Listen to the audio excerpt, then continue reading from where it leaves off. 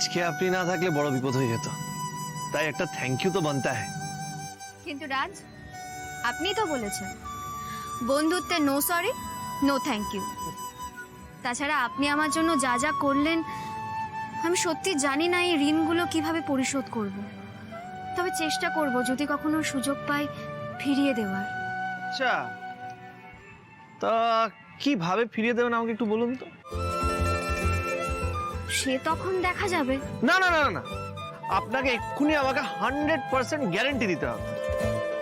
আমি যা বলি 100% গ্যারেন্টি দিয়ে বলি। শুনুন, এই সবকে না ঋণ হিসেবে ভাববেন না, তাহলে আর এই সব ফিরিয়ে দেওয়ার কথা মাথায় আসবে না। না মানে বন্ধু বন্ধুর পাশে থাকবে না তো কে থাকবে? আচ্ছা, আপনি কি করে জানলেন বলুন তো যে এই পিকআপ ভ্যানটা এখানে রয়েছে? সতীশ, আপনি কিন্তু আবার আমাদের সবাইকে অপমান করছেন। অপমান কোথায় করলাম?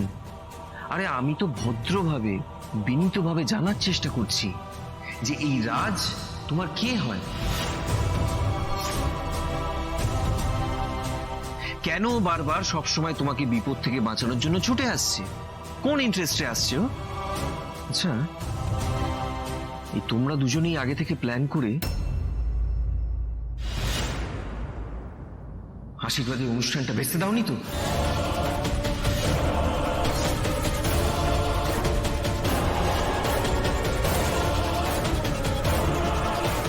এখন তো আমার মনে হচ্ছে তোমার মায়ের ওই হার্ট অ্যাটাকটাও এই নাটকেরই একটা অংশ।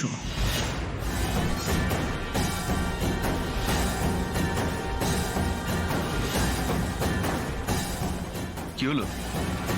চুপ করে গেলে কেন শ্রী? চুপ করে গেলে কেন? জবাব দাও। কি হলো? জবাব নেই? জানতাম কোত্থেকে দেবে জবাব। এটা তো তোমরা দুজনে একসাথে সেটিং করে করেছো। কি হলো বলতে পারছো না এখন? উত্তর দাও, বলো আমায়, বলো উত্তর দাও। জবাব চান তো আপনি? তাহলে শুনুন, আমি স্ত্রীকে ভালোবাসি।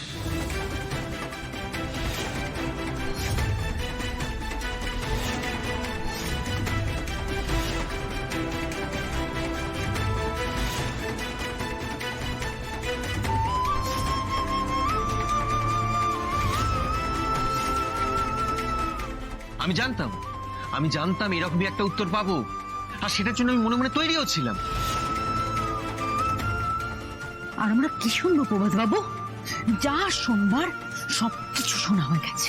না না না না না না না মা, না মা, আমি স্ত্রীর থেকে একবার জানতে চাই ও কেন আমাকে এইভাবে ঠকালো, এগুলো কেন আমাকে আগে থেকে বলেনি ও আমায়। কি ভেবেছিলে শ্রী তুমি? কি ভেবেছিলে এটা কি? হ্যাঁ, এইভাবে একটা ভালো ছেলে জীবন তুমি শেষ করে দেবে? এইভাবে শেষ করে দেবে? এসব আপনি কি বলছেন সতীশ? আমি কোনোদিনও কাউকে মিথ্যে বলিনি, আর ভবিষ্যতেও কোনোদিনও কাউকে মিথ্যে বলবো না। ও ও, তাহলে তাহলে এই রাজ কি মিথ্যে কথা বলছে?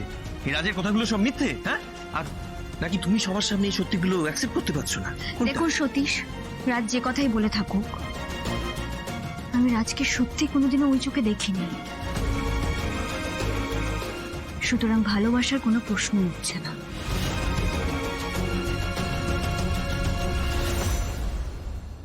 ভালোবাসার সম্পর্ক না থাকলেও তোমার যে রাজের প্রতি দুর্বলতা রয়েছে শ্রী, সেটা তুমি অস্বীকার করতে পারবে?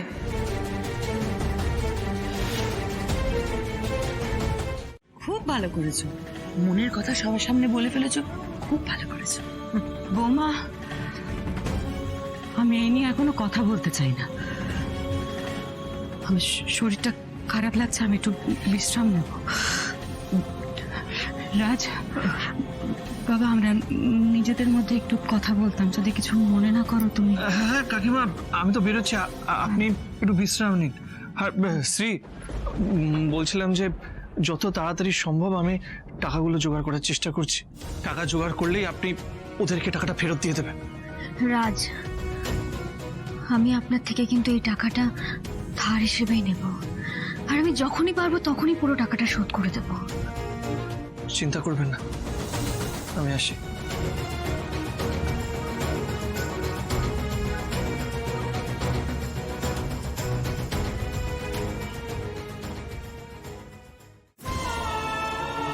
এতক্ষণ ধরে সব কথা শুনলাম, চুপচাপ দাঁড়িয়ে শুনলাম, কারণ মাঝে মাঝে সবটা শোনা খুব দরকার।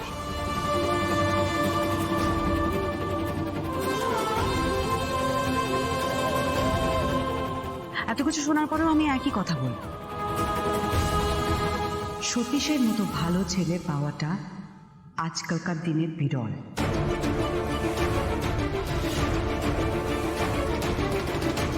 রাজ এত কিছু বলল, কিন্তু সতীশ একবারের জন্য মাথা গরম করেনি। উল্টে শান্ত থেকে, ভদ্র থেকে, ভদ্রতার একটা অন্য নিদর্শন দিয়ে গেল আমাদের সামনে। আমি চাই না এই সম্পর্কটা ভাঙুক।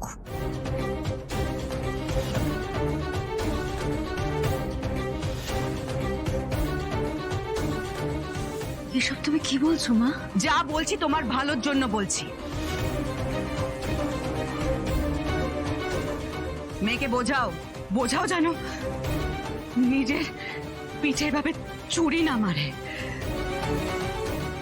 শ্রীয়ের যদি কারোর সাথে বিয়ে হয় তাহলে সতীশের সাথেই হবে।